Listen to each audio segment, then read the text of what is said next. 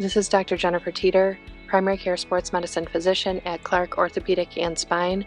As the female physician in the orthopedic practice, I also specialize in osteoporosis management. So the surgeons will see the fracture patients because oftentimes they need to have surgery, but then it's important that someone manages the underlying bone disease after the fracture in order to try to prevent the second fracture from occurring.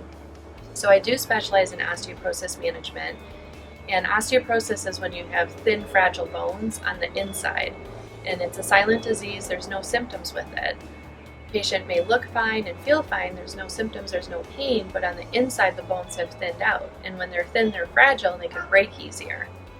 So females after age 50, 1 out of 2, 50% of them will go on to break a bone at some point in their lifespan. And it's not just a female disease, men can have this also.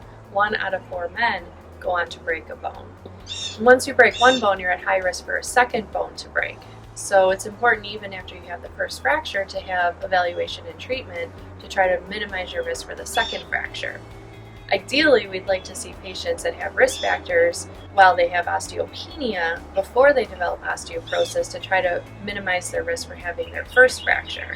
So when I see patients for evaluation for osteoporosis, I review their bone density test, I review the diagnosis of osteopenia or osteoporosis, I look through their medical history and identify causes or risk factors for the declining bone density.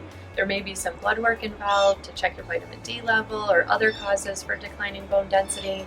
If we find a medical cause, then we can treat the medical cause and ultimately help preserve your bone density.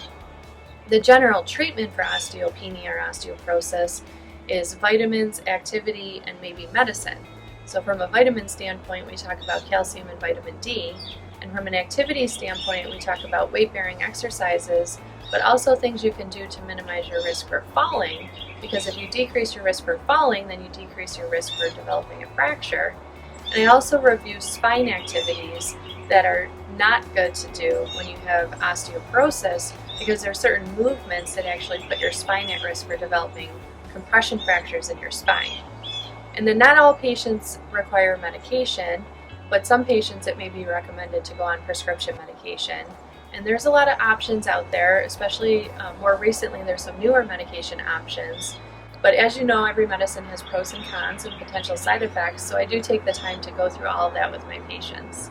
If you have any questions about osteoporosis, osteoporosis medication, or any other orthopedic problem, I am accepting new patients at Clark Orthopedic and Spine. Please call 812-282-8494. Thank you.